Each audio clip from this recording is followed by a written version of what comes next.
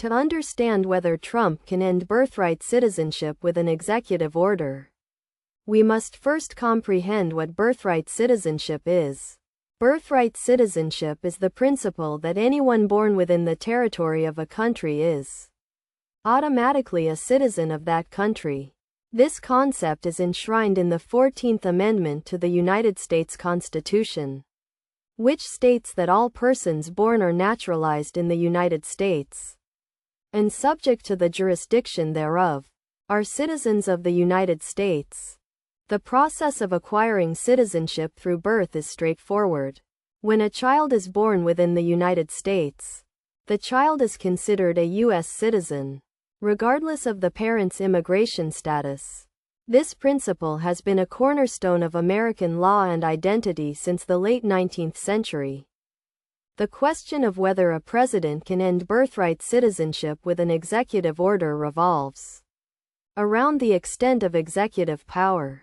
An executive order is a formal declaration issued by the president that has the force of law but does not require congressional approval.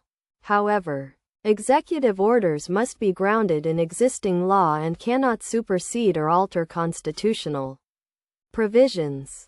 In the case of birthright citizenship, any attempt to end it would require a constitutional amendment, which is a much more complex and difficult process than issuing an executive order.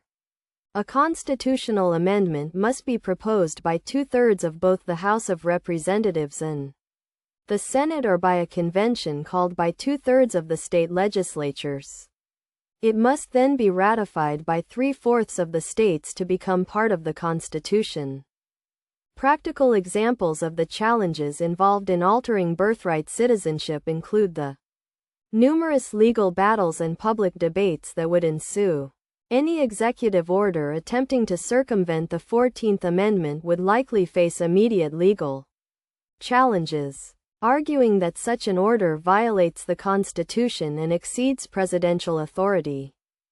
Best practices for understanding and addressing this issue involve recognizing the constitutional basis of birthright citizenship, the limitations of executive power, and the importance of respecting the rule of law. It is essential to engage in informed discussions, acknowledging the historical, legal, and social implications of altering such a fundamental aspect of American citizenship. In conclusion, ending birthright citizenship is not something that can be achieved through an executive order due to its constitutional underpinnings. The principle of birthright citizenship is deeply ingrained in American law and society, and any changes to it would require a thorough, legally sound, and democratically legitimate process, such as a constitutional amendment.